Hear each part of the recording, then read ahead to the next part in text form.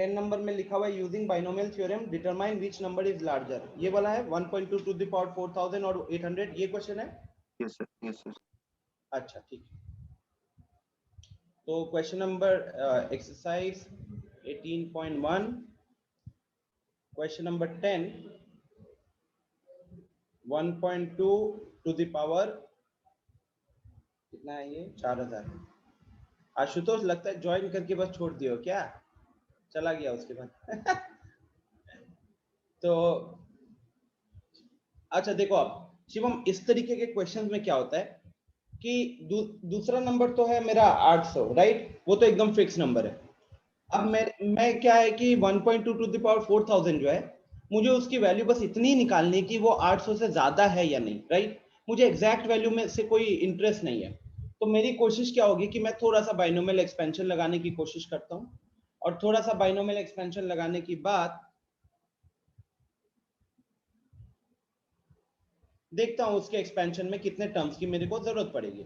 अब 1.2 दिया था तो इसमें मैं 1 plus X to the power n का फॉर्मेट लगाने के लिए मैं 1 plus 0.2 whole to the power 1000 लिख सकता हूं।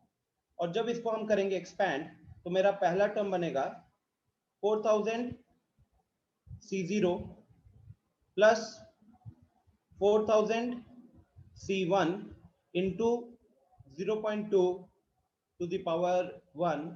एक और लिख लेते हैं, इसके बाद जरूरत नहीं पड़ेगी। 4000 C2 इंटू 0.2 का square plus dot dot dot dot dot चलते रहेगा। अच्छा अब देखिए 4000 C0 का वैल्यू अगर बात करें तो ये हो रहा है 1, ठीक है। 4000 C1 का वैल्यू देखेंगे तो ये 4000 आ रहा है, और उसके बाद 0.2 को देखोगे तो वो होता है 1/5 लिख सकते हैं शिवम। तो यहीं पे हमको क्या दिख जाएगा, जैसे हम इसको 1/5 पूरा सॉल्व नहीं हुआ है क्या 800 पूरा सॉल्व नहीं हुआ है आशुतोष, लेकिन चैप्टर खत्म होने वाला है। इनफैक्ट आर डी शर्मा के जितने कॉन्सेप्ट है वो तो हम 3-4 क्लास पहले ही सॉल्व कर चुके हैं। अभी जो कॉन्सेप्ट चल रहा है पिछले 4-5 क्लासेस में, इनफैक्ट मंडे से जो भी कॉन्सेप्ट किए हम लोग वो जेई स्पेसिफिक कॉन्सेप्ट है, आर डी शर्मा में उसका कोई लेना देना तक नहीं है। तो ये हो जाना चाहिए था क्योंकि आपके पास अच्छा खासा टाइम मिला हुआ है।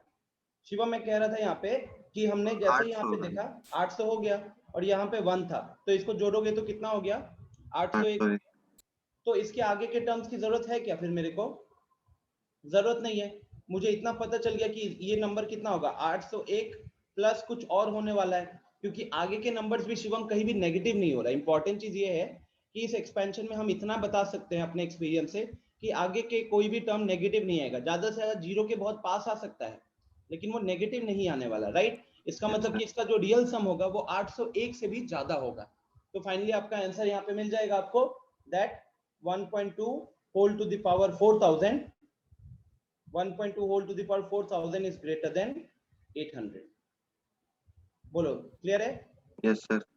Okay great. सर यहाँ पे अगर वो जैसे माइनस रहता तो माइनस होता कहाँ पे कह रहे हो आप? 1 माइनस जैसे आप 0.2। बताए थे ना कि यहाँ पे हमेशा पॉजिटिव टर्म मिलेगा, कोई नेगेटिव का चांस नहीं। तो हाँ अगर वहाँ पे जैसे 0.99 होता तो 1 माइनस हाँ, 0.1। उस केस में मोस्ट प्रोबेबली जब क्वेश्चन दिया जाता है ना तो जो दूसरी वाली वैल्यू होती है वो जनरली इसके लार्जर निकल कर आती है, ठीक है। मतलब नहीं समझ। जनरली आपको लार्जर निकल कर आती है। हाँ वैसा क्वेश्चन तो दिख नहीं रहा है, बट यही लॉजिक लगाओगे। मतलब देखो वहां पूछेगा आपसे कि which of the following is larger या which of the following is smaller. आपको पहला 2-3 टर्म्स को ही एक्सपैंड करके आपको आइडिया मिल जाना चाहिए, क्योंकि यहाँ पे क्या होने वाला है शिवम, हम जैसे जैसे वैल्यू आगे बढ़ाएंगे ना, तो 0.2 डेसिमल वाला है तो इसका स्क्वायर करते जाओगे तो इसकी वैल्यू और छोटी होती जाएगी। जब हम -1 से 1 के बीच का कोई नंबर उठाते हैं और उस नंबर का स्क्वायर करते हैं, जैसे 0.2 हो गया, -0.2 हो गया, तो इनका जैसे जैसे आप स्पेशली 0 से 1 में किसी भी नंबर को उठाकर उसका स्क्वायर करते जाओगे तो वैल्यू और छोटी होती जाती है। समझना है इसके लिए तो एक काम कर सकते हैं, 0.5 ले लेते हैं। 0.5 का पावर 1 कितना होगा, वो 0.5 ही रहने वाला है। 0.5 का स्क्वायर करेंगे तो कितना हो जाएगा, वो 0.25 हो गया, देखो छोटा हो गया। 0.5 का क्यूब करेंगे तो कितना हो गया, वो 0.125 हो गया और छोटा हो गया। तो जैसे जैसे आप पावर बढ़ाते जाओगे ना ये वैल्यू जो है वो डिक्रीज होते जाती है, ठीक है। तो आगे की वैल्यूज का, आगे के टर्म्स की वैल्यूज डिक्रीज होते जाएंगी कहीं ना कहीं, ठीक है। हेलो। हाँ शिवम।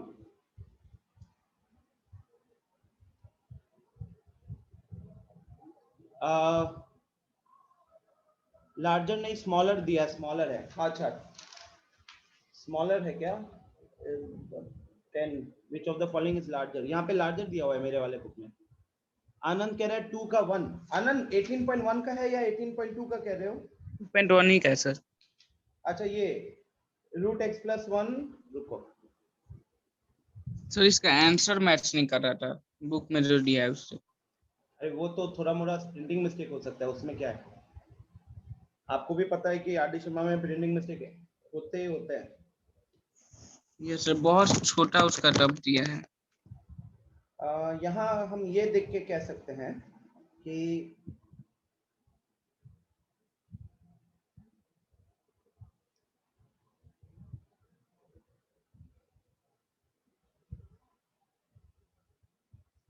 क्वेश्चन लिख लेता हूँ, फिर यहाँ बोर्ड पे देखने में ज़्यादा आसानी लगती है।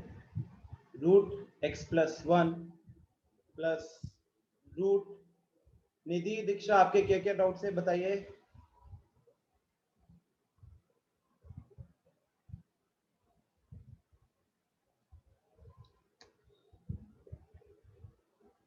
आज ये मेरी 6th क्लास है, डाउट्स वगैरह पूछो, इतना मेहनत करने का फायदा तो दिखे ना।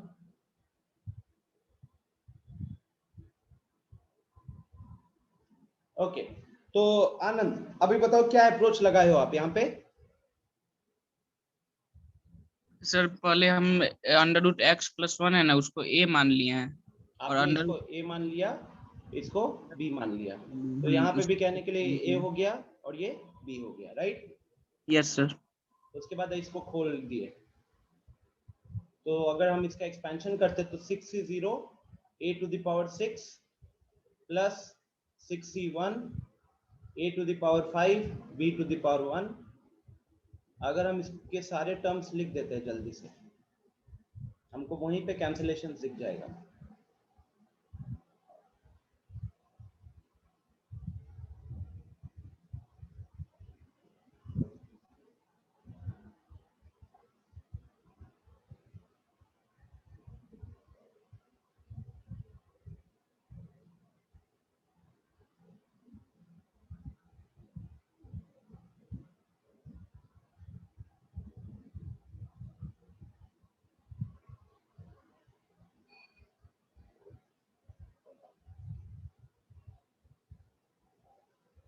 अब यहाँ ध्यान रखना होगा आनंद कि हमारे यहाँ पे ऑल्टरनेट टर्म्स पॉजिटिव नेगेटिव चलेंगे, राइट? और वो डिपेंड किस पे करेगा? बी के पावर्स पे।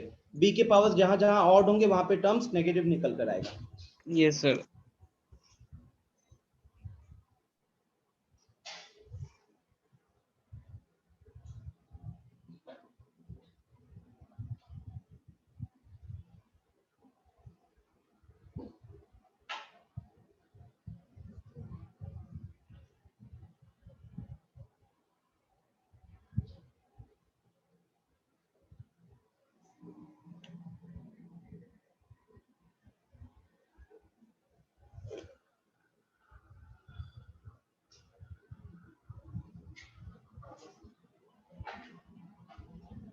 हाँ, अभी बताओ आनंद, अगर हम ब्रैकेट को ओपन करते तो कौन से टर्म्स कैंसिल होंगे? सर 6c1 a का पावर 5 b का पावर 1। गलत गलत गलत। जब ब्रैकेट ओपन करोगे तो इसके आगे माइनस है, तो माइनस वाले प्लस हो जाएंगे और प्लस वाले माइनस हो जाएंगे ना, जब एक्चुअली में आप ब्रैकेट ओपन करोगे तो। सर प्लस है ऊपर देखिए ना। अच्छा अच्छा अच्छा अच्छा अच्छा, स्क्रीन में क्रैक है मेरा ये प्लस है, तो ये इसके साथ कट जाएगा, यस ये सर। इसके साथ कट जाएगा, ये इसके साथ कट जाएगा। तो हमारे पास कहने के लिए आर के इवन वैल्यूज वाले में ये हो गया मेरा 6c0 a to the power 6, ये सबका डबल होगा, डबल बाद में लिख दूंगा।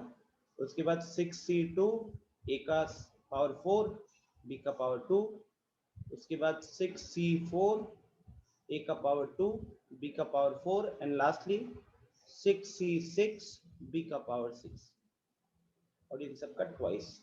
बोलिए इसके बाद क्या हुआ है?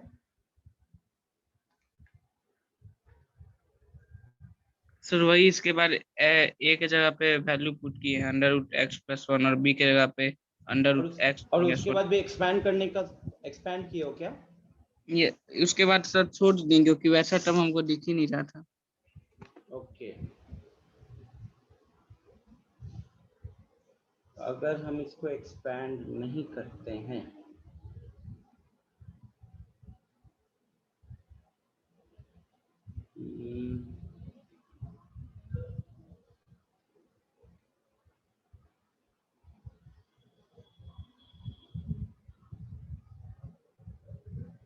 अगर मैं इसकी वैल्यू ए का वैल्यू √x+1 और √x-,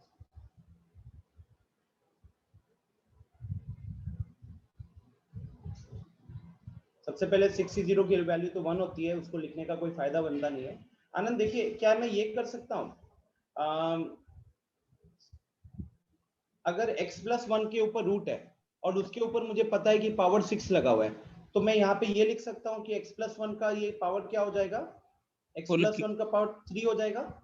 यस सर। ठीक, अच्छा वो लास्ट वाला जो टर्म है 66, उसका वैल्यू भी 1 है और वहां पे b⁶ है, तो b का वैल्यू हमारा है √x-1।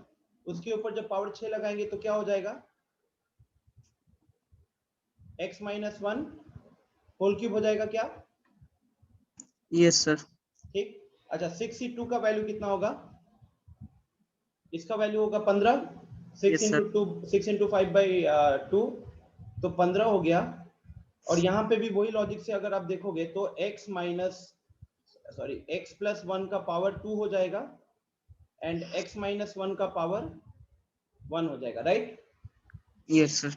और इधर भी आएगा 15, x+1 का पावर हो जाएगा 1 एंड x-1 का पावर हो जाएगा 2। ठीक है, अब कुछ कॉमन कुछ दिख रहा है क्या? देखो, एक चीज तो हम कर सकते थे, अगर ये a क्यूब मतलब a क्यूब मतलब ऐसे मान लो m क्यूब, ये n क्यूब, अब 3m²n और 3mn² हो सकता था, लेकिन वो यहाँ पे दिक्कत आ गया कि 3 के जगह पे 15 है। अगर यस। 3 अगर ये 15 की जगह 3 होता तो हम आराम से यहाँ पे m+n का होल क्यूब लिख सकते थे, राइट? तो वो यस चीज तो अब यहाँ पे पॉसिबल नहीं है। तो दूसरी चीज हम क्या करेंगे, अब यहाँ पे थोड़ा सा ओपन कर लो, यहाँ से तो आंसर आ जाना चाहिए। ये देखो कि यहाँ a+b का होल स्क्वायर है और यहाँ पे a-b का होल स्क्वायर है। जब आप इसको एक्सपैंड करोगे यार, तो कौन सा टर्म आपके पास रहेगा? आपके पास रहेगा कौन सा, बताओ? x³ वाला रहेगा। सिर्फ x³ वाला रहेगा, बाकी सब कट जाएंगे। नहीं, एक और प्लस टर्म एक्स रहेगा, और भी रहेगा सर, b की 1 भी रहेगा, वो आपके पास रहेगा 3ab² रहेगा ना। 3ab² भी रहेगा, 3 ठो टर्म रहेगा और हाँ, 1 ठो टर्म कैंसिल होगा। नहीं नहीं नहीं नहीं, तो इसमें 2x³ प्लस 6x हो जाएगा। Exactly 2x³ plus 6x cube sir, 2x 6x, cube. 2x³ sorry 2x³ plus 6x हो जाएगा।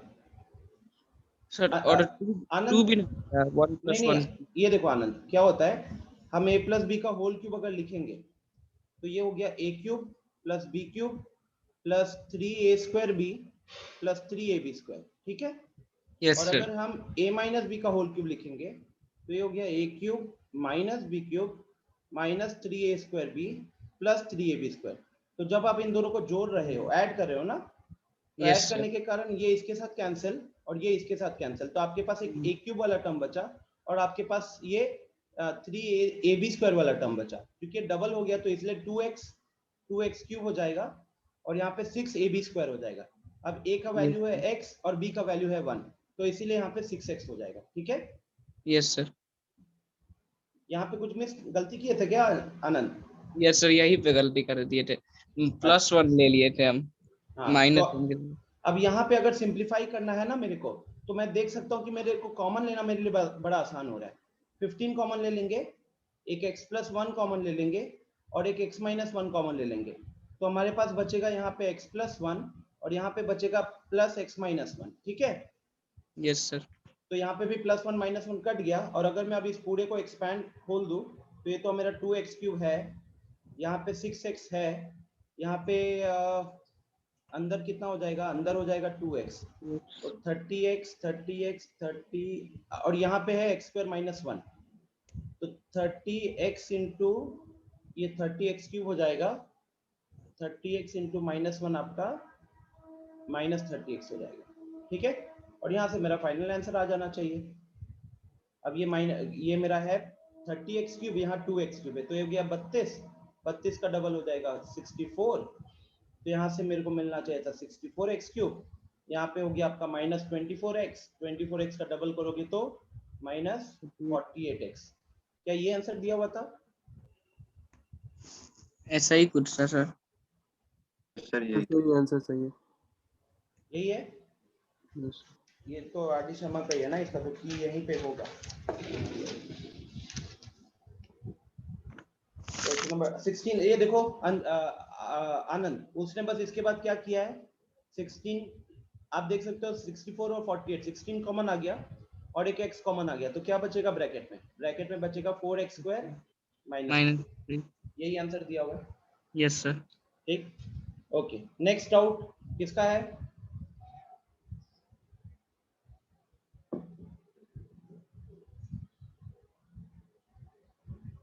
आनंद का है 11, निधि का है 16 का 8, 29 30, राघवेंद्र का 2.8। राघवेंद्र ये सब एक्सरसाइज लेवल 1 का, सॉरी 18.1 एक्सरसाइज का कह रहे हो? नो सर, इसी का बोल रहे हैं, इसी में जो आगे क्वेश्चन है। 8 हो गया आपका 0.9 टू द पावर 5 और 1 plus 0.1 to the power 5। Yes. Okay, तो ये 2 का ही है, तो इससे आगे बढ़ते हैं।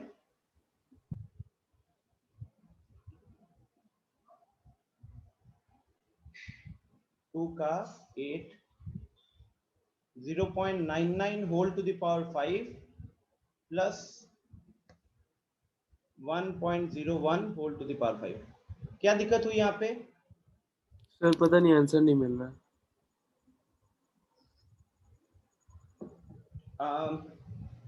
एक्सपेंशन तो आई बिलीव आपने भी यही किया होगा।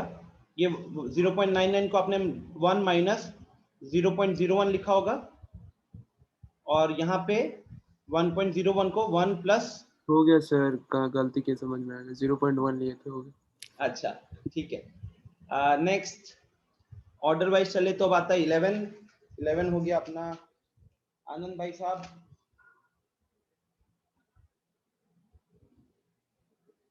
आनंद इसी का कह रहे हो ना? Yes sir. निधि आपका जो डाउट है वो अगले एक्सरसाइज का है क्या? क्योंकि यहाँ तो 12 पे खत्म हो गया।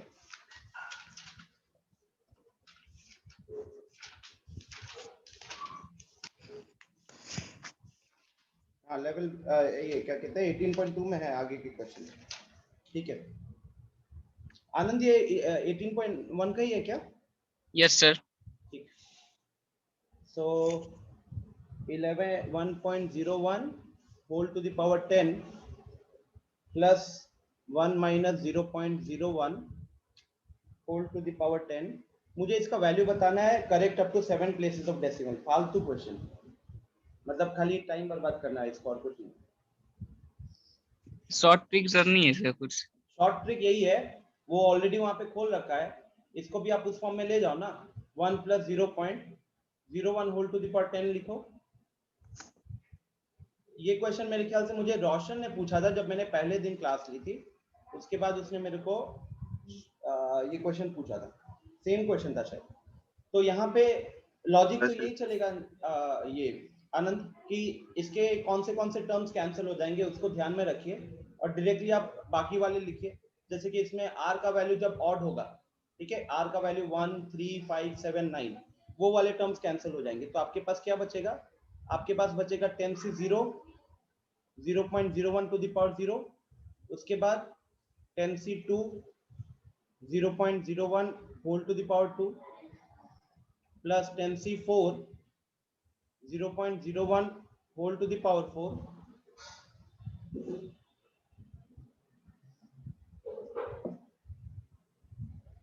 0.01 whole to the power 4 and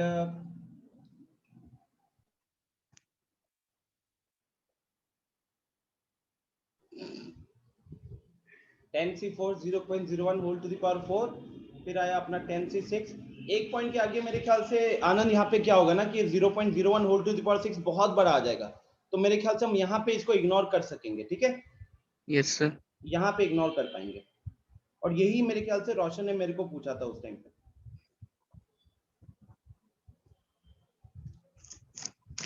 इन सब क्वेश्चन में माथा लगाने वाला नहीं है। तो ये हो गया मेरा 1। यहाँ पे देखोगे तो 1/100 लिखेंगे इसको हम, एक्चुअली में 1/100 का स्क्वायर हो जाएगा और 10c2 का वैल्यू हो गया 45। तो 45 डिवाइडेड बाई 100 इंटू 100। आगे 10c4 कितना हो जाएगा, 10 into 9 into 8 into 7 divided by 24 कटा 3, ये इधर कटा 3, 210। 1/100 टू द पावर 4, एक तरीके से 100 टू द पावर 4 हो गया। और मेरे ख्याल से इसके आगे वाले टर्म्स को इग्नोर करके देखते हैं। यहाँ भी 210 रहेगा, ये हो जाएगा 100 टू द पावर 6। और इसके आगे के टर्म्स को नहीं लिखेंगे, ठीक है, क्योंकि ठीक है। यहीं पे डेसिमल बहुत बड़ा आ जाएगा और फिर आप इसको ऐड कर लोगे। क्लियर है क्या? Yes sir. क्योंकि ये 100 टू द पावर 6 का एक्सपेंशन में बहुत सारे टर्म्स रहेंगे। ऊपर 210 डेसिमल यहाँ पे 8-9 प्लेसेस तक आ जाएगा, उस वहीं तक ऐड करना। नेक्स्ट, अब निधि के डाउट, निधि का है एक्सरसाइज 18.2 से। सबको 18.2 खोल लीजिए।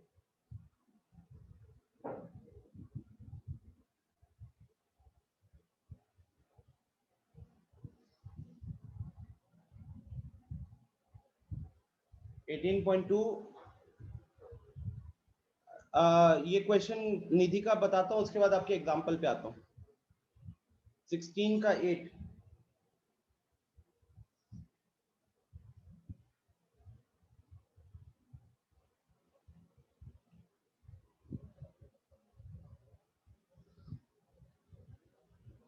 निधि कल जो आपने मेरे को क्वेश्चन पूछा था, कहीं ना कहीं ये उसी के ऊपर बेस नहीं है क्या?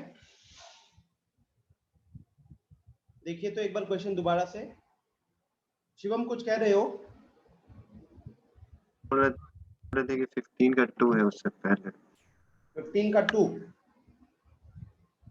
चलो वो भी देख लेंगे। यही बता। 15 का 2 तो देखो ना, वो 1 minus 2x plus x square है, तो वो तो 1 माइनस एक्स का होल स्क्वायर बन जाएगा। जो 15 का 2 कह रहे हो वो 1 माइनस एक्स का होल स्क्वायर हुआ और उसके ऊपर पावर n लगा हुआ है, तो उस हिसाब से ये क्या बन जाएगा आपका, ये बन गया 1 यहाँ माइनस पे n को, तो n को ऑड लेना है कि इवन? मैटर करेगा हो क्या? गया सर, हो गया। ओके, निधि आवाज आ रही है कि सेशन शुरू करके क्वेश्चन बता के वेट कर नो रहे हो? सर यार, आ रहा है, आवाज आ रहा है। अच्छा, तो यहाँ पे निधि आप बताओ कि हमें क्या अप्रोच फॉलो करना चाहिए। हमें पूछा गया क्वेश्चन में find the term independent of x, ठीक है। अब ये देखिए, अगर यहाँ ये 1 को उठाते हो, यहाँ से 1 पिक करते हो, तो इसके एक्सपेंशन में से कौन सा टर्म के साथ मल्टीप्लाई करना चाहिए हमें उस केस में? चलो एक काम करते हैं, इसका जनरल टर्म पहले लिख लेते हैं, जीटी। तो इसका जीटी हो जाएगा मेरा 9cr 3/2 x square whole to the power 9 minus r into minus 1 by 3x whole to the power r, ठीक है। अब अगर मैं यहां से x को अलग करने की कोशिश करूं, पहले कॉन्स्टेंट्स को अलग कर लेते हैं, तो 3 के इधर पावर 9 माइनस आर है और यहाँ पे माइनस आर है, तो 3 का नेट पावर बन जाएगा 9 minus 2r divided by 2 to the power 9 minus r है into minus 1 to the power r होगा।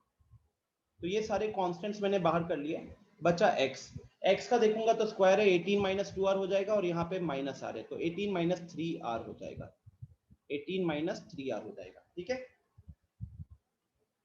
सो अब निधि मेरा टारगेट क्या होना चाहिए? ऑब्वियसली बात है कि इसके एक्सपेंशन में 10 टर्म्स आएंगे और उन 10 टर्म्स को अगर मैं एक्चुअली में यहाँ 3 के साथ मल्टीप्लाई करूंगा तो नेट में 30 टर्म्स कहीं ना कहीं आ रहे होंगे, और उसके बाद तो बड़ा इजी हो जाएगा आइडेंटिफाई करना कि कौन सा टर्म इंडिपेंडेंट ऑफ एक्स होगा, but it will be a lot of time consuming method. तो उसकी जगह पे हमारा अप्रोच होना क्या चाहिए? हमारा अप्रोच होना चाहिए कि हमने यहाँ पे 1 पिक किया, तो यहाँ से हम किसके साथ मल्टीप्लाई करेंगे? हम उसके साथ मल्टीप्लाई करेंगे जहां पे कांस्टेंट ही रहे, ताकि यहाँ से 1 और वहां से 1, वहां से भी कांस्टेंट, नेट हमारा कांस्टेंट ही रहे।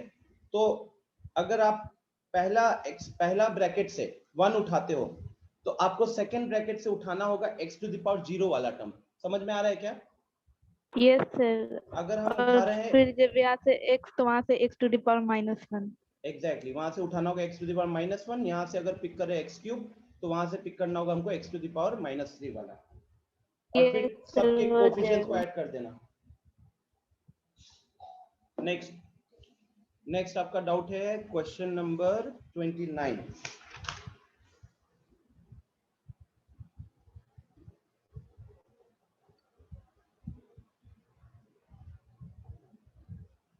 में बोला गया if the third, fourth, fifth and sixth terms in the expansion of x plus a whole to the power n be a b c d। तो पहले तो बात कर लेते हैं x plus a whole to the power n। इसका अगर हम जनरल टर्म की बात करें तो वो हो जाएगा NCR। अच्छा, जनरल टर्म यहाँ पे एक्चुअली में कौन सा टर्म होगा? r plus 1th टर्म होगा। वो हो गया मेरा NCR x to the power n minus r into a to the power r। ठीक है, अब यहाँ पे क्वेश्चन के अकॉर्डिंग T3 का वैल्यू है a, और T3 का वैल्यू के लिए निधि हमको r कितना रखना पड़ेगा? 3 रखेंगे कि 2 रखेंगे? 2 रखेंगे, एग्जैक्टली। तो NC2 x to the power n minus 2 a square। Similarly अगर हम बात करें T4 का, तो T4 का वैल्यू क्वेश्चन ने दिया है b। अच्छा, ये एक और चीज, यहाँ पे a नहीं है, ये अल्फा है। ठीक है, क्वेश्चन में ये अल्फा दिया हुआ है, नहीं तो क्या होता कि यहाँ दोनों जगह से a कैंसिल हो जाता है थोड़ा सा। ये अल्फा, सॉरी, ये a है, यहाँ पे अल्फा है। सो T4 हो जाएगा MC3 x to the power n minus 3 and alpha to the power 3। फिर नेक्स्ट है T5, इसको दिया है c।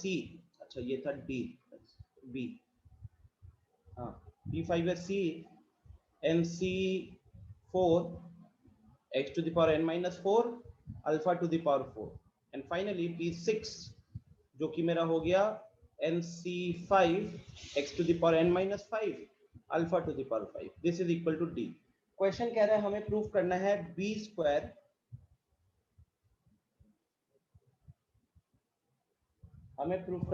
Square minus AC divided by c square minus BD is equal to 5a by 3c। okay,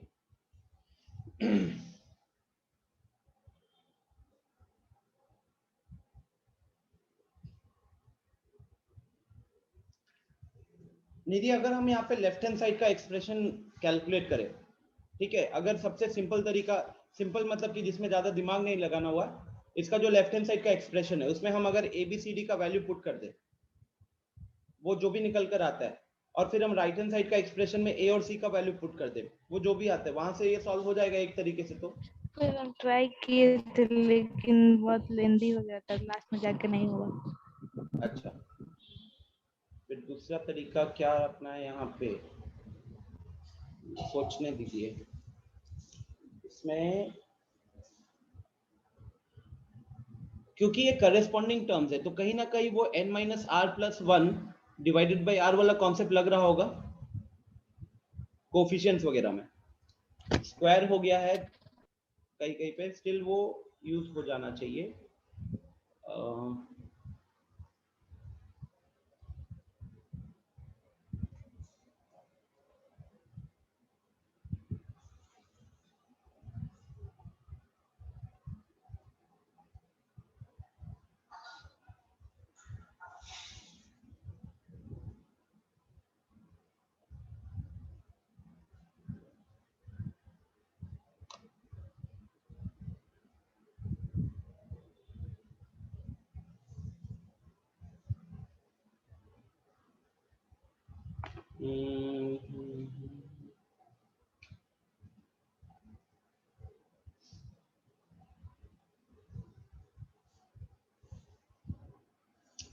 ठीक है, अगर आपने value put किया हुआ है और वो चीज टाइम कंज्यूमिंग हुई है तो हमारा टारगेट क्या होना चाहिए यहाँ पे, अगर हम अपने सारे प्रॉपर्टीज को ध्यान में रखें, ठीक है, तो हमारे को ये फील होना चाहिए कि the best way to solve this question will be कि NCR अपॉन NCR माइनस 1, इसके जगह पे ये सिंपल हो जाता है।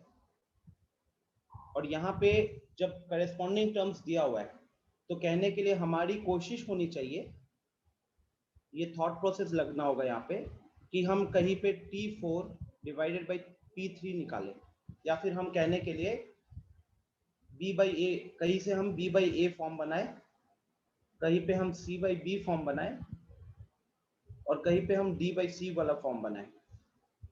ठीक है, ये मेरा कोशिश होना चाहिए यहाँ पे, तभी जाकर ये काम बनेगा।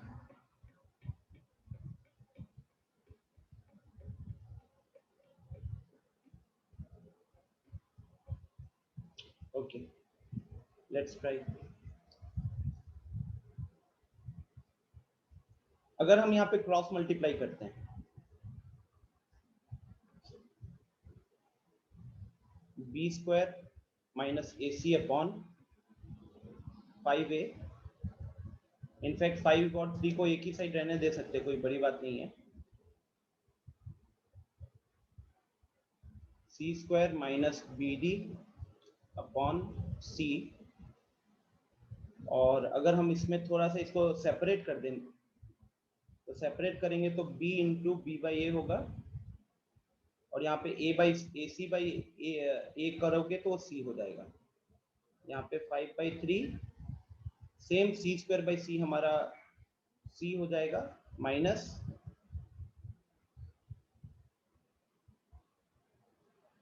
क्या ये समझ में आ रहा है अप्रोच? ये ठीक है, और यहाँ से हम वो फॉर्म अभी भी कंप्लीट नहीं हुआ, अभी भी मेरी कोशिश होनी चाहिए कि मैं इसको और ब्रेक कर सकूं। और क्या कर सकते हैं थोड़ा बताओ सर बी स्क्वायर वाला टर्म को एक साइड लेके जा सकते हैं और सी वाला को एक साइड। बी स्क्वायर वाला टर्म को आप कह रहे हो एक side? Sorry sir, b into d by c है ना, उसको इधर साइड और सी वाला को इस साइड। अच्छा, ताकि एक बी हम कॉमन ले पाए ना वहां पे। Yes sir. हाँ हाँ हाँ, तो ये कह रहा है कि ये वाला जो टर्म है इसको हम लेफ्ट हैंड साइड भेजते हैं, तो ये b into b by a था, और यहाँ से हम लेकर आ रहे हैं minus 5/3 b into d upon c, और यहाँ पे ऑलरेडी हमारे पास 5/3 इंटू सी था, और ये माइनस सी को हमने राइट साइड भेज दिया, तो ये बन गया मेरा प्लस सी। इसके बाद हम क्या कर रहे हैं, उस साइड प्लस हो जाएगा सर। हाँ, ये भी इस साइड में प्लस हो जाएगा। और अब यहाँ पे हम अगर b कॉमन ले लेते हैं, तो हमारे पास यहाँ b बाई ए बना, और ये 5/3 इंटू डी बाई सी बन गया। यहाँ देखोगे तो ये अपना 8/3 सी हो गया। दिख रहा है निधि यहाँ तक? अब आपको जो प्रूफ करने दिया था क्वेश्चन में, उसको हमने क्रॉस मल्टीप्लाई करके हम ये एक्सप्रेशन पे आ गए हैं। ठीक है, इस एक्सप्रेशन पे क्यों आए? क्योंकि फिर हमने ना करस्पॉन्डिंग टर्म्स का रेशियो में इसको कन्वर्ट कर दिया, और करस्पॉन्डिंग टर्म्स का रेशियो में कन्वर्ट करने से हमारा कैलकुलेशन वाला पार्ट बड़ा आसान हो जाएगा। वो जो लेंदी हो रहा था आपको, वो लेंदी यहाँ पे नहीं होगा। और अब हम क्या करेंगे, हम यहाँ पे लेफ्ट हैंड साइड को अलग सॉल्व कर लेंगे, अब राइट हैंड साइड को अलग सॉल्व कर लेंगे, और दिखा देंगे कि वो वैल्यू सेम है। ये अप्रोच फॉलो कर सकते हैं क्या? ये चीज क्लियर है? Yes sir. ठीक है, लॉजिक समझ रहे हो ना क्या था, कि मुझे यहाँ पे करस्पॉन्डिंग टर्म, जब भी आप बाइनोमियल के क्वेश्चन में आपको इस तरीके की करस्पॉन्डिंग टर्म्स बता रहा होगा, तो आपकी कोशिश होनी चाहिए कि फिर वो MCR divide by MCR minus 1 most probably वहां पे यूज हो रहा होगा। अब क्योंकि हमारे पास जो फिलहाल जो गिवन एक्सप्रेशन था क्वेश्चन में, वहां पे वो ध्यान से देखो, मल्टीप्लाई भी किया है ए को तीसरे टर्म, मतलब पहला को तीसरे के साथ, अब BD ये दूसरे को चौथे के साथ मल्टीप्लाई किया था। तो हमें यहाँ पे सोचना चाहिए था कि अगर हम कैलकुलेशन आसान करना चाहते हैं तो हम फैक्टोरियल से बचे, स्क्वायर वगैरह करने से बचे, और हम करेस्पॉन्डिंग टर्म्स का रेशियो निकाल लें, क्योंकि वहां पे फिर एक्सपेंशन के हेल्प से हमारे लिए कैलकुलेशन बड़ा आसान हो जाता है। ठीक है, तो यहाँ पे ये लेफ्ट हैंड साइड को फिर आप अलग से सॉल्व करते हैं, इसकी वैल्यू कैलकुलेट करना आसान, मतलब पिछले के मुकाबले बहुत आसान हो जाएगा, और इसमें तो आपको कुछ कैलकुलेट करना ही नहीं है।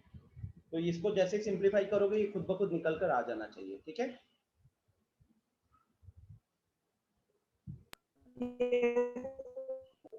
नेक्स्ट 30 हो गया। वो भी इसी टाइप का सिमिलर है सेम ही है, 6 7 8 9 टर्म्स है ना इसमें। चलो ठीक। दीक्षा कौन सा एग्जांपल में प्रॉब्लम है?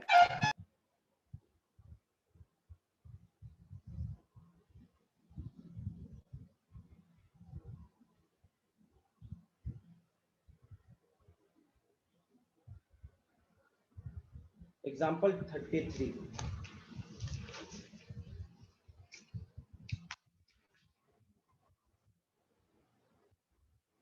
आपको तो लॉग में प्रॉब्लम है, इधर क्वेश्चन में प्रॉब्लम नहीं है।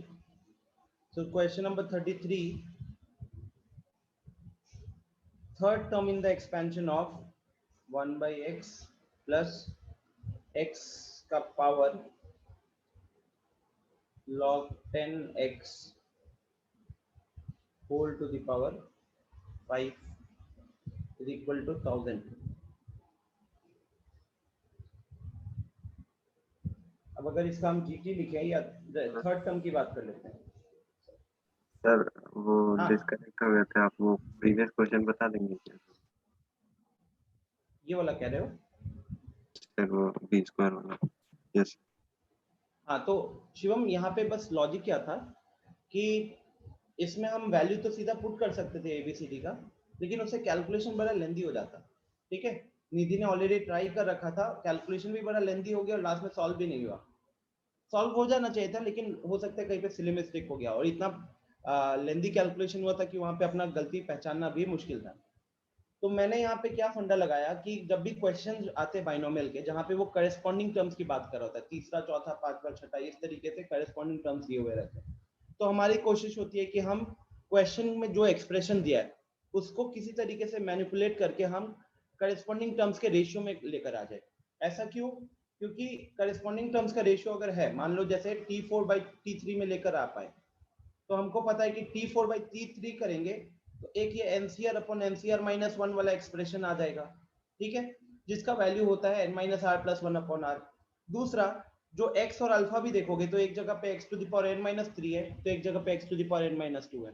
जब इसको डिवाइड करेंगे तो ये एक x बचेगा, एक जगह पे अल्फा क्यूब है, एक जगह पे अल्फा स्क्वायर है। इसको भी डिवाइड करोगे तो एक अल्फा बचेगा, तो एक अल्फा बचेगा, एक x बचेगा, और बाइनोमियल कोफिशिएंट का रेशियो भी बड़ा आसानी से हम यहाँ पे निकाल लेंगे। तो यहाँ हमारा कैलकुलेशन जो होता है ना बड़ा इजी हो जाता है, कैलकुलेशन बड़ा इजी हो जाता है अगर हम इस तरीके के क्वेश्चंस में जो भी एक्सप्रेशन प्रूव करना है या फाइंड आउट करना है उसको हम मैनिपुलेट करके करेस्पॉन्डिंग टर्म्स के रेशियो में कन्वर्ट करें।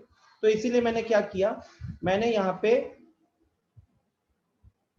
पे सबसे पहले देखा कि बी स्क्वायर माइनस ए सी अपॉन सी स्क्वायर माइनस बी डी था और यहाँ 5a अपॉन 3c था। मुझे ये फील आया कि d मेरा सेकेंड टर्म है अभी फिलहाल और उससे पहले वाला टर्म है a, तो मतलब b के नीचे मुझे a को लेकर आना है, b के नीचे मुझे a को लेकर आना है। तो इसीलिए मैंने इस 5a वाला टर्म को किया क्रॉस मल्टीप्लाई इधर। ठीक है, और सर अगर n के वैल्यू ढूंढने पर अगर फोकस करें तो इस पे n की वैल्यू ढूंढने पर, n की वैल्यू ढूंढने पर, लेकिन दिक्कत ये होगी राघवेंद्र की हमें बाकी वेरिएबल्स भी तो नहीं पता ना। उसको दिक्कत इसीलिए हो रही होगी कि शायद यहाँ पे कैंसिलेशन नहीं हो रहा था, क्योंकि इक्वेशन एक है, वेरिएबल्स है, n एक वेरिएबल हो गया, x भी वेरिएबल है, अल्फा भी वेरिएबल है। ठीक है, हो सकता है कि शायद उसमें x कट गया हो या अल्फा कट गया होगा, लेकिन जस्ट इमेजिन करो कि अगर उस इक्वेशन में 2 वेरिएबल भी रह गया 3 में से, तो आप क्वेश्चन आगे प्रोसीड नहीं कर पाओगे।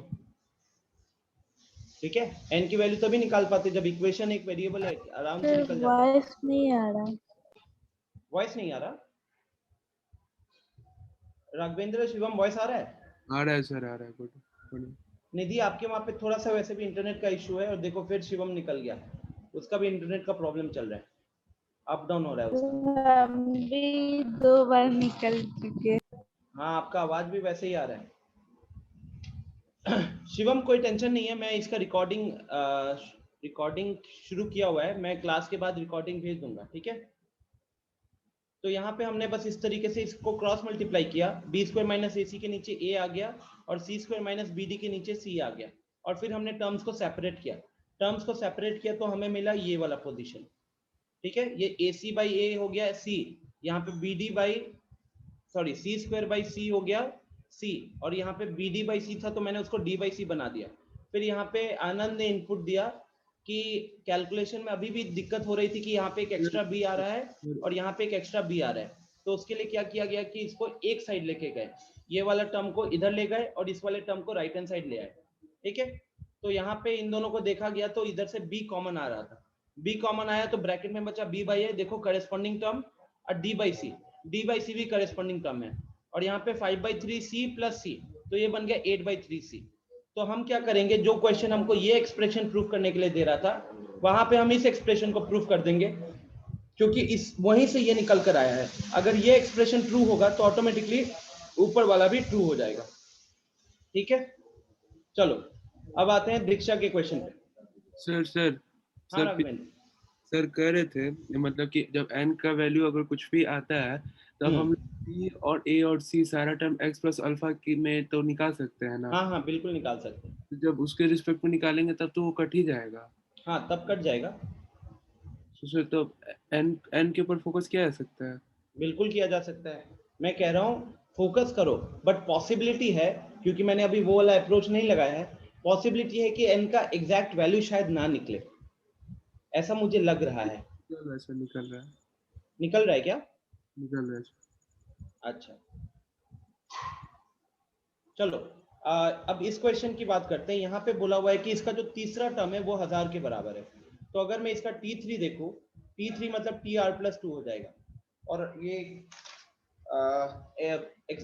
इंडेक्स है 5, तो 5C2 1/x whole to the power 5 - 2 हो गया 3, एंड x का पावर log x 10, ये हो गया power 2, this is equal to 1000। ठीक है, अब यहाँ पे 5C2 का वैल्यू तो होता है 10,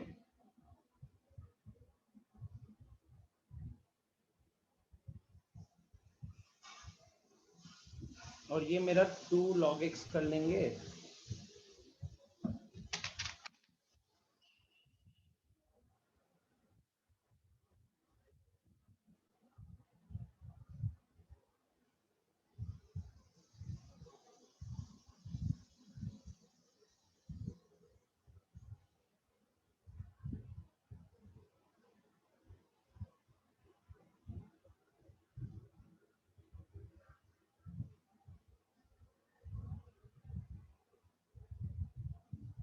ओके 2 log x क्यूब। तो दीक्षा देखिए, सबसे पहले तो 5C2 का वैल्यू 10 निकाला, और यहाँ पे ये x के टर्म्स में ही है, तो सिंपल सी प्रॉपर्टी लगाएंगे हम लोग कि a to the power m into a to the power n, यहाँ पे करेंगे तो a to the power m plus n हो जाएगा। अब क्योंकि ये x नीचे था तो इसको ऊपर लाएंगे तो पावर आएगा -3, और यहाँ पे ये प्रॉपर्टी लगेगी a to the power m whole to the power n is equal to a to the power mn हो जाएगा। ठीक है, मल्टीप्लाई हो जाएगा, तो इसलिए ये 2 जो है ये इस पूरे के साथ मल्टीप्लाई हो जाने वाला है, राइट। सो ये पावर है, इधर हम ये कह सकते हैं कि this divided by x cube है। अब क्योंकि बेस सेम है तो पावर सब्ट्रैक्ट हो जाएंगे, तो वो भी मैं अगले स्टेप में इधर ही इसके ऊपर लिख देता हूँ, this is equal to 1000, and now I can see that ये इसको कैंसिल करेगा, तो हमारे पास कुछ बनेगा x to the power 2 log x with base 10 minus 3 is equal to 100। ठीक है, 100 को भी हम कहने के लिए 10 का स्क्वायर लिख सकते हैं।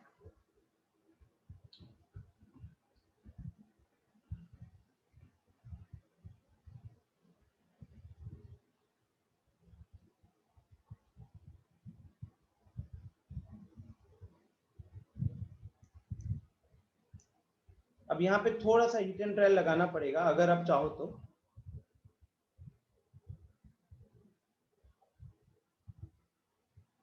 अच्छा, यही स्टेप नहीं समझ में आया था, ये तो सिंपल यही लगाएंगे हम लोग कि x का जो पावर है, x के पावर्स जब अलग अलग जगहों पे रहते हैं, जब हम एक सिंगल टर्म लिखना चाहते हैं तो उस केस में क्या होता है, उस केस में बस पावर जो न्यूमरेटर में है वो सब पावर्स ऐड हो जाते हैं, और जो डिनोमिनेटर में होता है वो पावर सब्ट्रैक्ट हो जाता है। मुझे यहाँ पे ये दिख रहा है कि अब यहाँ जो एक्सप्रेशन आपको लेफ्ट हैंड साइड में वहां पे x के जगह पे 100 रख दीजिए, तो ये प्रॉपर निकल कर आ रहा है 2 into log 100 with base 10 minus 3। अब log 100 with base 10 का वैल्यू 2 होगा, 2 into 2 4, 4 minus 3 1, तो कहने के लिए ऊपर 100 to the power 1 ही बन रहा था, तो इसका कंपैरिजन से x का वैल्यू 100 हो जाना चाहिए, जो कि यहाँ पे है। x का वैल्यू यहाँ पे दो केसेस है, एक 100 है और एक 1/100 है, ठीक है। सर लेकिन इस हिसाब से x का वैल्यू 1/100 नहीं ना हो सकता है, क्योंकि 1/100 log हाँ 1/100 के लिए उसको निगेटिव नंबर आ जाएगा। नहीं, उससे 1/100 नेगेटिव थोड़ी होगा सर 1/100 माइनस 3 नेगेटिव हो जाएगा ना, और वो नेगेटिव नहीं ना हो सकता है।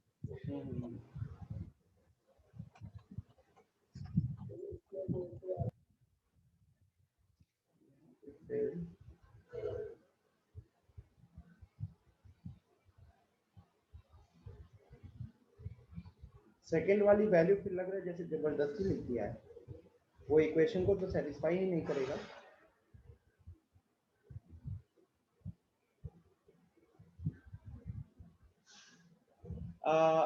नहीं आनंद, ये चीज बताओ, ये 1 हम तो x का वैल्यू ना, अगर आप देखोगे फंक्शन को, फंक्शन तो ये है log x विद बेस 10 है, और इस पूरे के साथ -3 हो रहा है ना, ऐसा थोड़ी है कि x के साथ यस सर, ठीक है sir. Next example number, Shivam कोई दिक्कत नहीं, आपका इंटरनेट खराब है पता चल रहा है, रिकॉर्डिंग भेज दूंगा। अभी ये डिस्कस हो रहा था example number 33, example number 33 discuss हो रहा था, अभी 37 पे जा रहे हैं। 37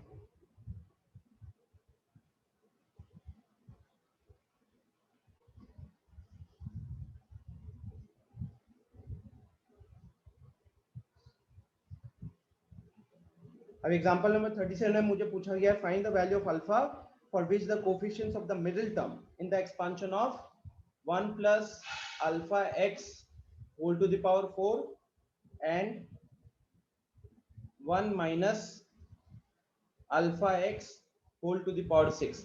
तो मुझे दोनों के मिडिल टर्म निकालना है, ठीक है।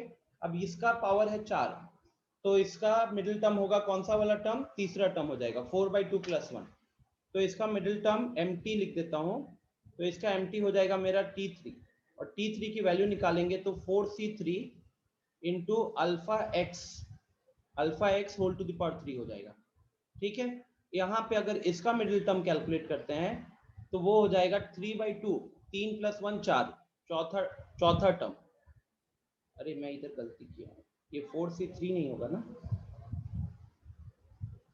ये हो जाएगा 4c2, t3 लिखें तो r का वैल्यू 2 होगा, तो alpha x whole to the power 2। Similarly यहाँ पे t4 लिखे हैं तो r का वैल्यू 3 हो गया, 6c3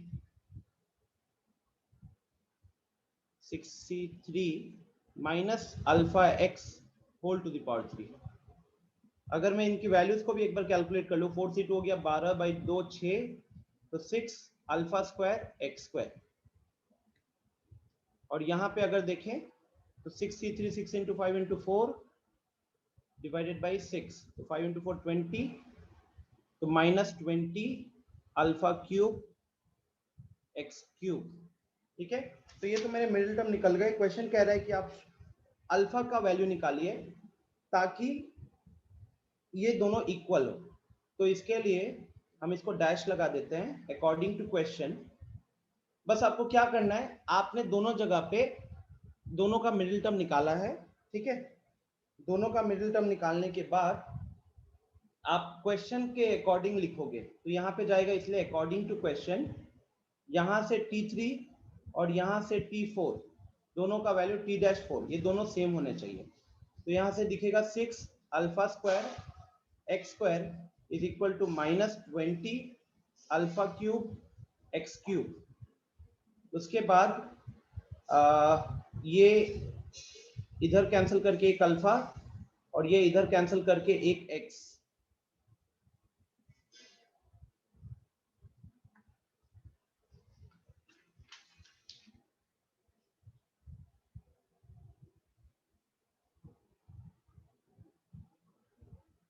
ठीक है,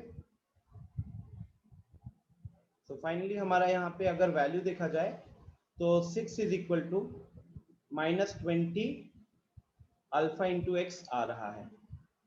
अब आपको पूछा गया अल्फा की वैल्यू बताइए ताकि कोफिशिएंट्स इनके सेम हो।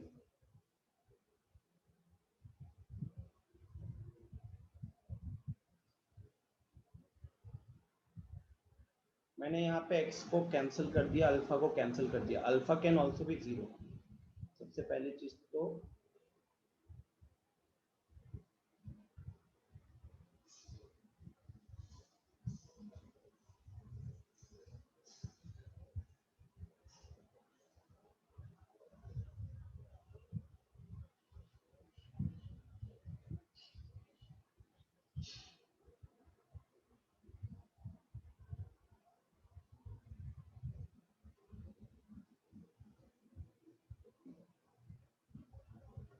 तो यहाँ पे इसके आगे क्या दिक्कत हो रही थी आपको?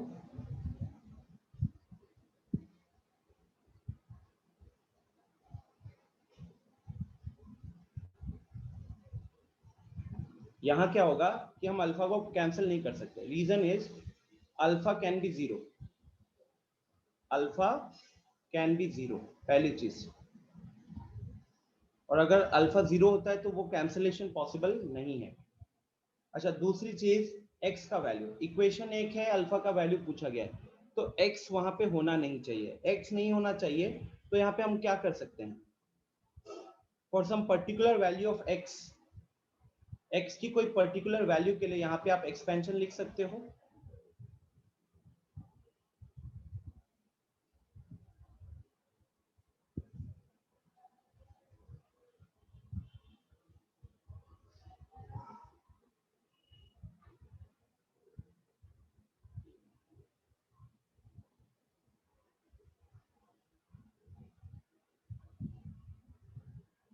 और जब हमसे कोफिशिएंट की बात हो रही थी ना, मैंने यहाँ पे टर्म लिखा है, तो according to the question coefficient की बात हो रही थी, तो x तो हमारा फिलहाल वेरिएबल है। ठीक है, देखिए यहाँ पे x जो होता है वो वेरिएबल होता है, तो हम कोफिशिएंट मतलब वेरिएबल के साथ जो नंबर मल्टीप्लाइड होता है उसके बारे में बात होती है ना। सो अकॉर्डिंग टू क्वेश्चन हमको क्या देखना होगा कि यहाँ पे x स्क्वायर का कोफिशिएंट है 6 अल्फा स्क्वायर, और यहाँ पे x क्यूब का कोफिशिएंट है -20 अल्फा क्यूब। ये दोनों एक दूसरे के बराबर होने चाहिए, ये दोनों एक दूसरे के बराबर होने चाहिए।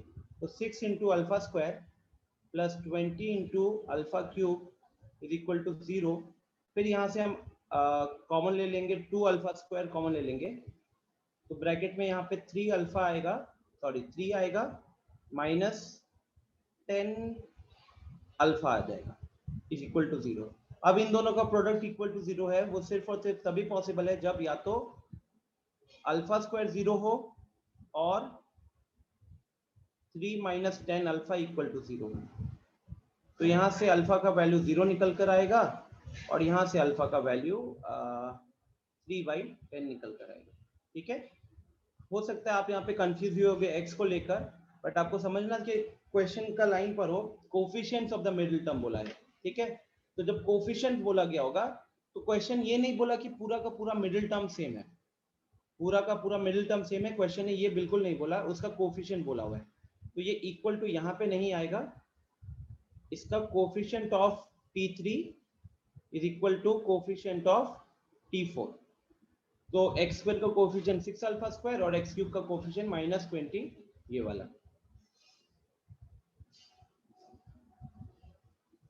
और किसी के कोई डाउट्स है? राघवेंद्र, निधि, आनंद, और कोई डाउट? Sir RD. शर्मा से नहीं, आप एक क्वेश्चन दिए थे ना, वो इंटीग्रेशन से सॉल्व करने के लिए, वो वाला है। अच्छा, क्या डाउट है उसमें? सर बन ही नहीं रहा। होमवर्क दिया था क्या मैंने? सर हाँ, निधि। BSc tutor 2 number. Sir very shortcut 2 number. Very shortcut का 2 नंबर, ये तो क्वेश्चन किए हम लोग। आपको सम ऑफ कोफिशिएंट पूछा जा रहा है। 1 minus 3x plus x square whole to the power 11, 1 minus 3x plus x square whole to the power 111। तो यहाँ पे आप सिंपली क्या करोगे, x का वैल्यू 1 रखो ना, x का वैल्यू 1 रख दो। 1 minus 3 plus 1 whole to the power 111 हो गया, और ये हो गया आपका -1 to the power 111 -1। सर इस तरह क्वेश्चन का ये मेथड ही है कि x की जगह पे 1 रख के और कैलकुलेट कर हाँ, देना है। क्योंकि देखो अगर आप इसके प्रोसेस पे भी चलोगे, मान लीजिए कि आपने इसको फिलहाल a माना हुआ है, ठीक है, तो आप जब इसका एक्सपेंशन करोगे आपको मिलेगा 111 C0 1 minus 3x 1 minus 3x whole to the power क्या कहते हैं 111। फिर अगला हो जाएगा आपका 111 C1 1 minus 3x whole to the power 100 into x square, और ये इस तरीके से आगे बढ़ रहा होगा, ठीक है। अब कोफिशिएंट क्या होता है, कोफिशिएंट होता है जो भी टर्म है उस टर्म में वेरिएबल को छोड़कर जो बाकी नंबर्स मल्टीप्लाइड है, राइट। जैसे कि मान लो हो सकता है एनसीआर हो गया, उसके साथ 3 का कुछ पावर लगा हुआ है, और उसके बाद मान लो x के ऊपर कोई पावर लगा हुआ है 10। तो इस केस में जब हम कोफिशिएंट की बात करेंगे तो क्या हम x टू द पावर 10 को कंसीडर करते हैं? हम x टू द पावर 10 को कंसीडर नहीं करते। हम क्या करते हैं, हम इसको छोड़कर जो बाकी चीजें इसके साथ मल्टीप्लाइड होती है हम वो वैल्यू देख रहे होते हैं। तो उसको कैलकुलेट करने का सबसे बेस्ट तरीका क्या होगा कि इसको हम x में ऐसा वैल्यू पुट कर दे जिससे ये इसका एग्जिस्ट करने से कोई फायदा नहीं है। तो इसलिए x का वैल्यू हम लोग यहाँ पे 1 रख देते हैं, ताकि 1 टू द पावर 10 से इसमें वैल्यू में कोई चेंज नहीं लाता ये, और इसीलिए हम पूरे एक्सपेंशन में x की जगह पे सिंपल 1 रख देते हैं, ठीक है। हाँ तो 9 नंबर भी इसी अप्रोच से सॉल्व होगा, बीएस हाँ 9 भी इसी अप्रोच से सॉल्व होगा, सेम अप्रोच है, ठीक है। और कोई क्वेश्चन? आर डी शर्मा से सबसे पहले, फिर राघवेंद्र आप पे आते हैं।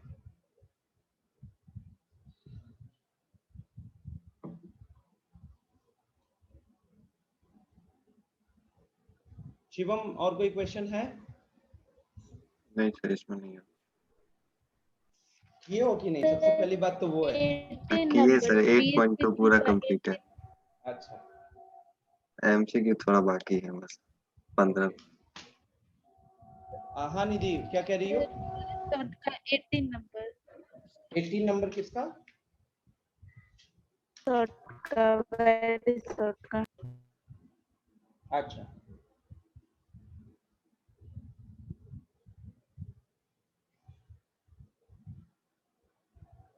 One minus x plus x square whole to the power n। ये दिया, find the value of a not plus a2 plus a4।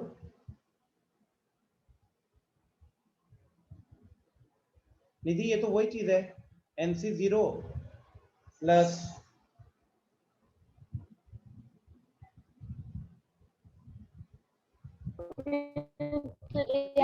भी x1 वो पुट हमको करके अच्छा अच्छा अच्छा, 1 minus x plus x square, this is equal to a not plus a1x plus a2x square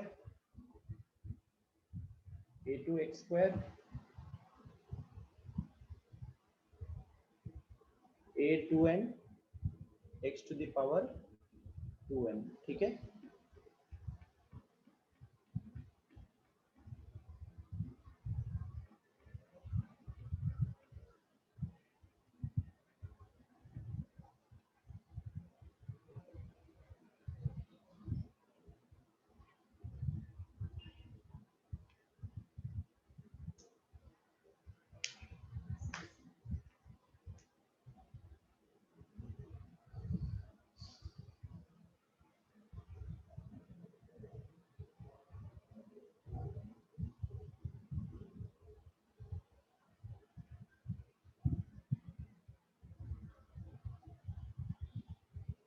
आपसे क्वेश्चन पूछा गया है find the value of A not plus A two plus A four करते करते ए टू द पावर 2n तक। याद कीजिए जब हम लोग बाइनोमियल एक्सपेंशन में NC0 NC1 NC2 का समेशन देखते थे, NC0 NC1 ये समेशन देखते थे NCn तक, तो ये तो हमारा आता था 2 to the power n, ठीक है। और वो हम कैसे निकालते थे, तो हम निकालते थे 1 प्लस, वो हम कैसे निकालते थे, हम निकालते थे 1 plus x whole to the power n में x के जगह पे 1 रख देते थे, राइट। अब यहाँ पे हमको क्या करना चाहिए, और जब हमें ये निकालना था, तो याद करो निधि, क्योंकि वो सारे टेक्निक्स ही यहाँ पे हेल्प करेंगे। NC0 प्लस NC2 ये कैसे कैलकुलेट किए थे, याद है क्या कुछ? इसकी वैल्यू हमने कैसे कैलकुलेट की थी, कुछ याद है? जब हम 1 प्लस एक्स -1, हाँ, तो x की जगह पे हमने क्या रखा था, -1 रखा था। तो x की जगह पे -1 रखने के कारण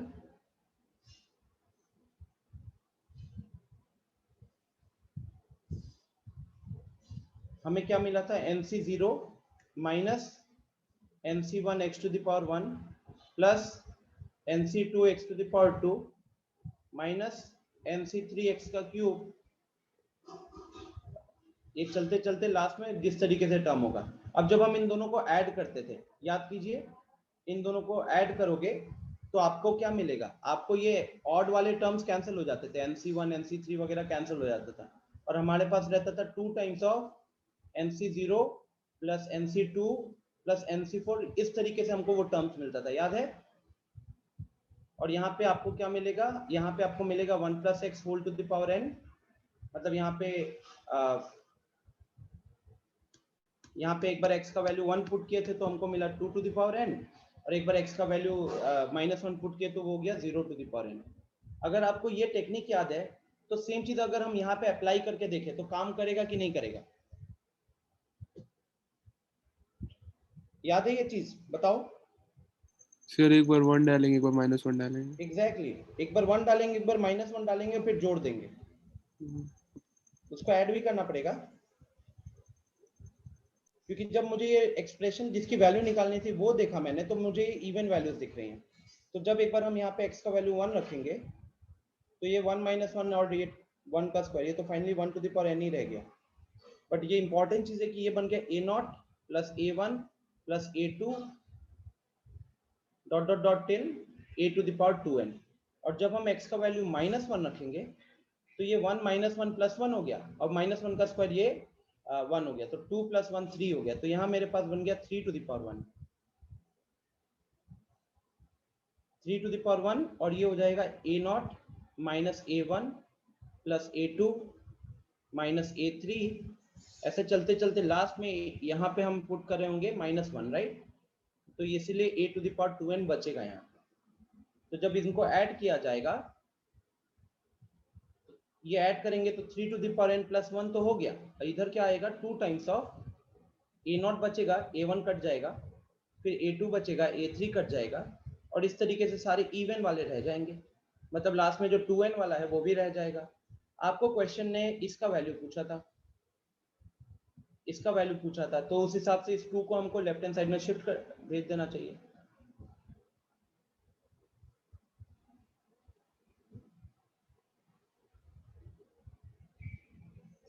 निधि क्लियर है क्या?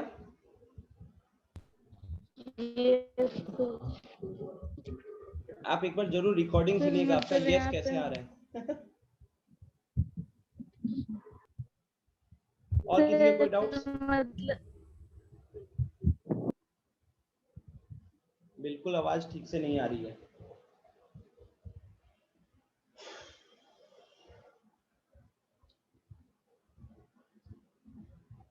MCQ 31 दीक्षा, कॉम्प्लेक्स नंबर बचा हुआ है, बट कॉम्प्लेक्स नंबर ना मेरा जो टारगेट है, complex number statistics and PMI, ये चैप्टर्स है जो 11th के अभी हम टच नहीं कर पाए, ठीक है, जिसमें से ये दोनों बड़े छोटे चैप्टर्स है, 1-2 क्लास वाले। कॉम्प्लेक्स नंबर में थोड़ा टाइम लगेगा, बट ये सिर्फ और सिर्फ जेई के लिए इंपॉर्टेंट है।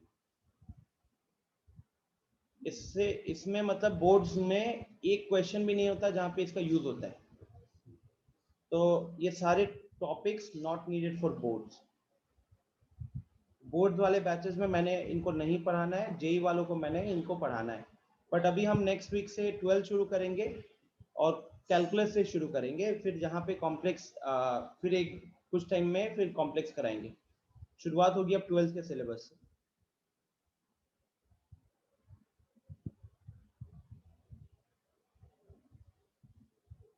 ओके, निधि का डाउट है एमसीक्यू का 31।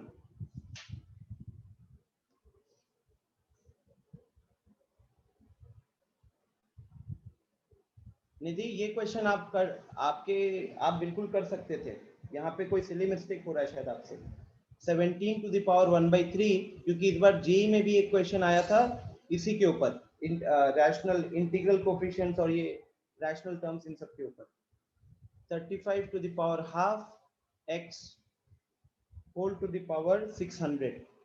आपसे पूछा गया था number of terms with integral coefficients, the number of terms with integral coefficients. तो सबसे पहले हम यहाँ पे निकाल लेते हैं जनरल टर्म।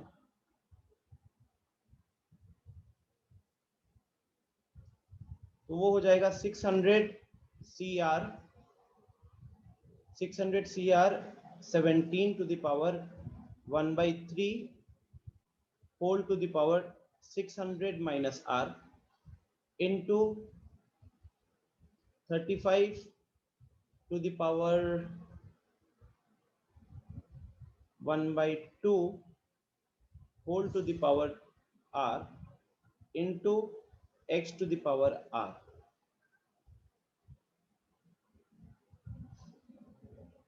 ठीक है, एंड देन यहाँ पे अगर देखा जाए तो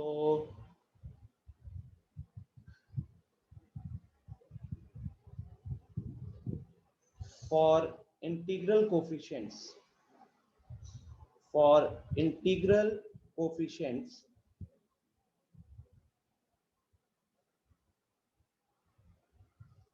600 CR जो होगा ना वो हमेशा इंटीजर ही आएगा। 600 CR हमेशा इंटीजर ही आएगा। तो 17 का जो पावर है which is 600 minus r divided by 3 and 35 का जो पावर है which is r by 2, both should be integer. सिर्फ तभी पॉसिबल है, बोथ शुड बी इंटीजर, क्योंकि 17 और 35 एक दूसरे से कोप्राइम है। तो ऐसा नहीं होगा कि एक जगह पे पावर 2 लगाए एक जगह पे पावर 1/2 लगाए तो कुछ कैंसिल हो जाए। तो ये दोनों होने चाहिए इंटीजर। अब अगर आप इस फंडे को यूज करते हो निधि तो देखो बड़ा आसानी से सॉल्व हो जाता है।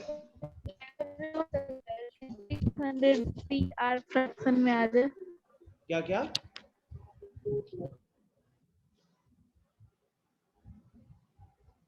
दोबारा बोलिएगा, आवाज ब्रेक हुई थी, पता नहीं चला।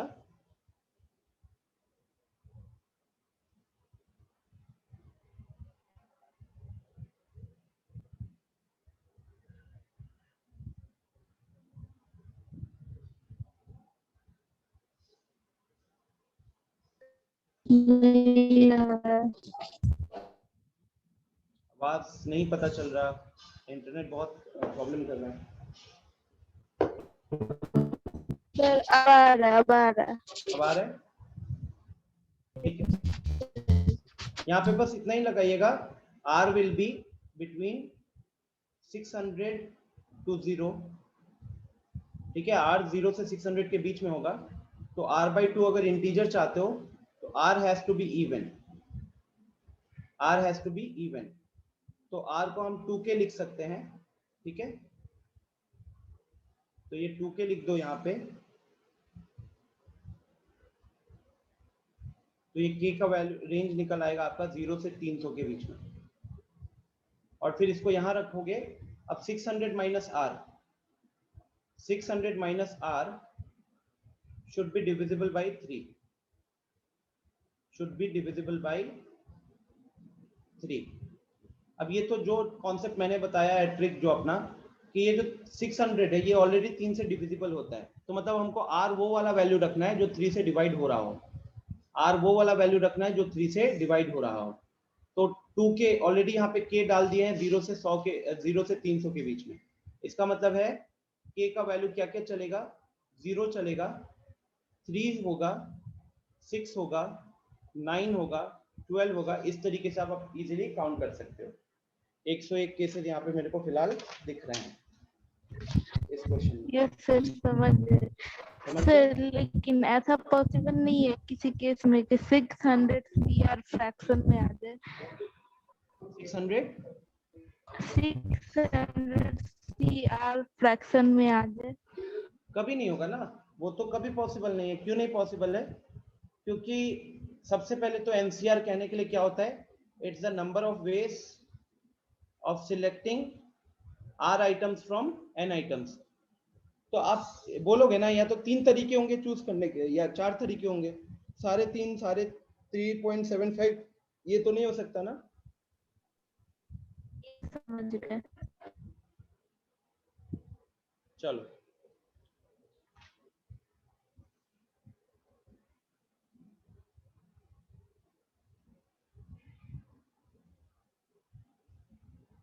राघवेंद्र वो क्वेश्चन बताइएगा इंटीग्रेशन वाला।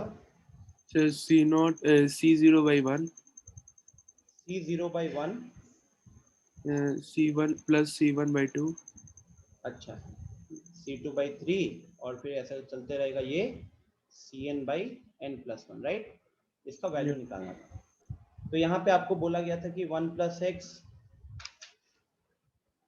x whole to the power n का एक्सपेंशन होता है हमारा MC0 + MC1 x to the power 1 plus C2 x square dot till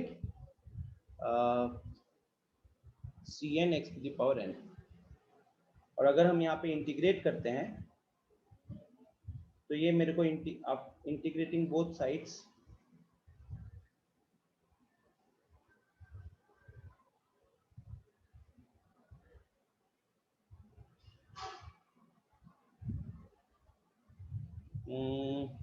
n into 1 + x whole to the power n+1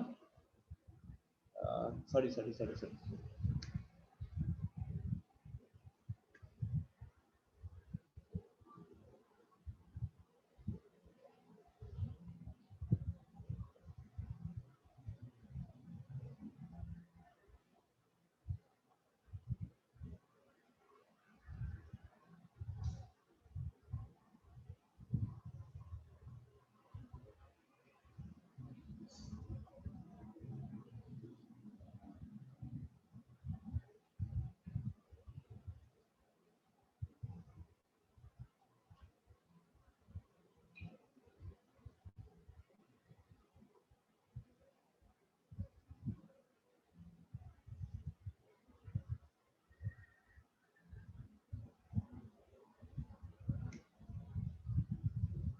ठीक, यहाँ तक हो गया।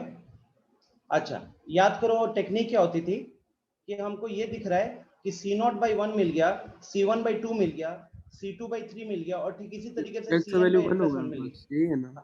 कौन सा? सर x का वैल्यू 1 डाल देंगे, हो गया। x का वैल्यू 1 डाल देंगे, हो गया। हाँ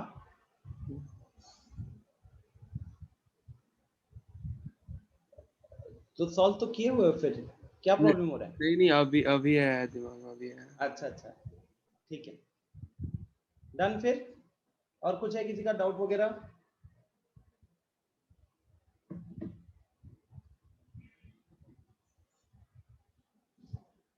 आनंद कुछ है डाउट? शिवम आपको लेकिन एमसीक्यूज करना पड़ेगा बिकॉज ये अच्छे होते हैं, आगे वाले क्वेश्चन आसान होते हैं, एमसीक्यू करना जरूरी है। शुरुआत किए थे लेकिन छोड़ दिए, कर लेंगे। है। और अभी मान लो कि अभी मैं आप लोगों का वो रखूंगा अपना जेई वाले मॉड्यूल के जेई क्वेश्चंस का, जब डीएसएस रखूंगा फिर तो हालत खराब हो जानी है। सर कल ही ना है? कल नहीं, उसको बढ़ाऊंगा थोड़ा। कितना क्वेश्चन सॉल्व किए हो? अभी तो सर 8 10 किए। 8-10 किए हो। आनंद कितने क्वेश्चन हो गए वहां से? क्या सर? कितने क्वेश्चन सॉल्व कर लिए हो जेई वाले मॉड्यूल से? एमसीक्यू की आरडी शर्मा का?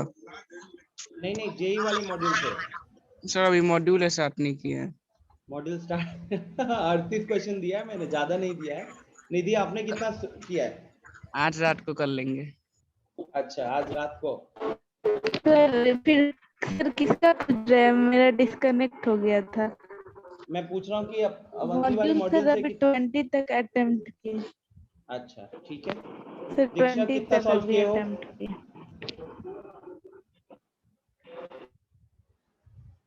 राघवेंद्र, आपके पास मॉड्यूल है?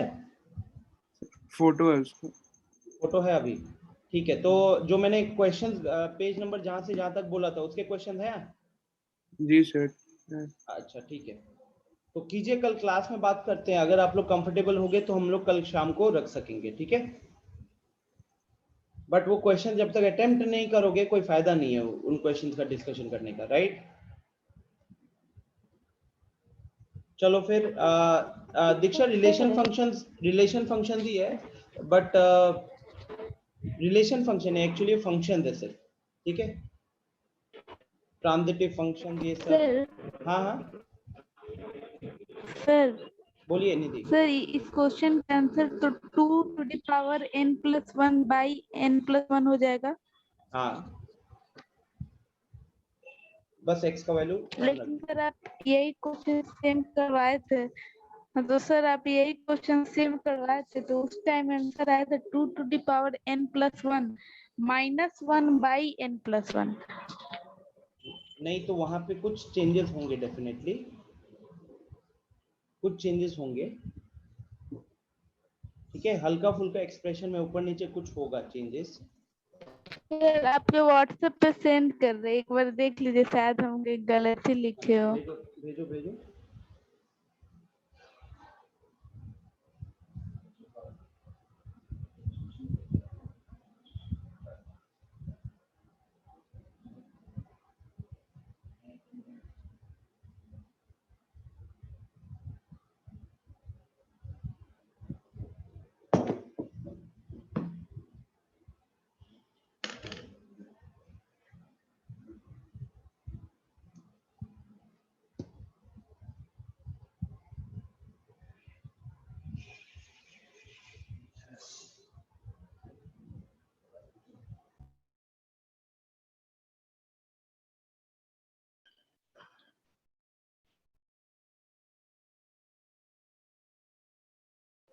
निधि भेजो जल्दी।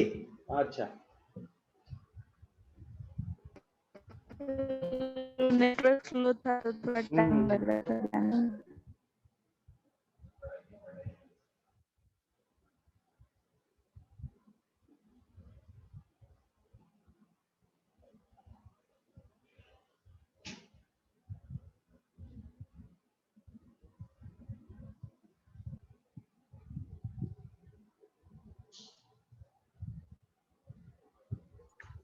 सर एक मिनट, ये वाला क्वेश्चन देखिए ना जो लिखे हैं, इसमें नीचे में n+1 अगर एलसीएम ले लेंगे। n+1, लेकिन एलसीएम क्यों लोगे? जो एक्सप्रेशन हमको फाइंड आउट करना है उसके नीचे में देख रहे हो, C0/1 C1/2 लिखा हुआ है। Yes sir.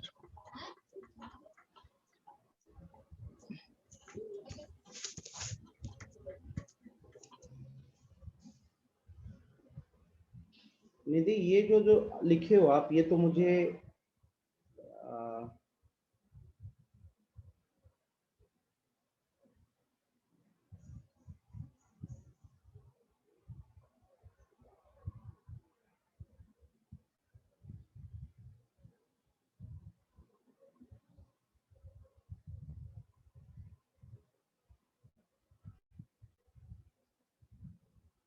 निधि वहां पे थोड़ी सी गलती है, ठीक है? गलती क्या है मैं बता देता हूँ।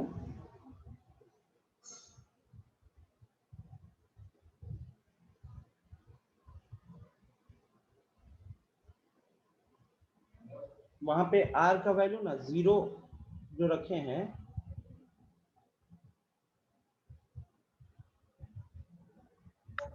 सर देखिए ना, अगर एलसीएम n+1 ले रहे हैं ना, तो फर्स्ट टर्म में n इंटू एक्स आ जा रहा है, उसके आगे वाले टर्म में n इंटू n-1 आ जा रहा है, ऐसे करके फिर अगले टर्म में n into n-1 into n-2 ऐसे करके नहीं बढ़ते नहीं जा नहीं रहा है। नहीं, कैसे कैसे कैसे कैसे आप एलसीएम ले लेते हो, ठीक है, n+1 n+1 का एलसीएम ले रहे हो आप, कह रहे हो, ठीक है, लेकिन उससे क्या फायदा हुआ? और यहाँ पे क्वेश्चन में देखो पूछा था ये एक्सप्रेशन, मैं एक बार देख लेता हूँ, आई थिंक शायद इस क्वेश्चन का फाइल रखा होगा, मैं इतने सारे क्वेश्चन मेमोरी बेस देता हूँ ना, उसके बाद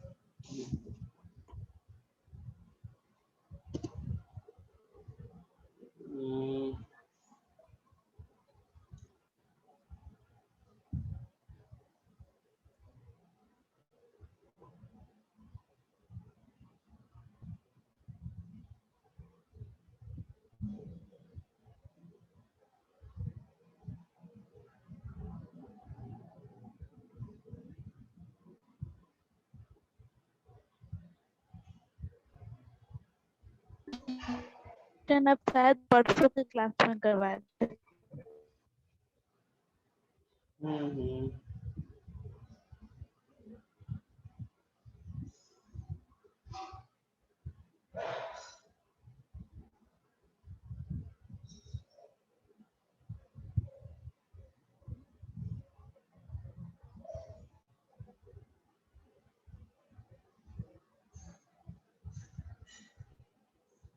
मैं एक बार देख के बताता हूँ, ठीक है निधि, ठीक है, अभी ठीक है सर। सुबह से छठी क्लास होती है, अब सर दर्द होने लग गया। मिलते हैं कल की क्लास में गाइस, ये फाइल भेज देता हूँ मैं, वीडियो भी अपलोड पे लगा देता हूँ ये वाला, और आपको वीडियो भेज दूंगा, क्योंकि निधि का भी वॉइस इंटरनेट का बहुत इशू है, शिवम का भी इंटरनेट का बहुत इशू है, ठीक है, ये मैं देख के भेज देता बता दूंगा। चलो फिर यहीं पे एंड करता हूँ, थैंक यू एवरीवन, मिलते हैं कल की क्लास में।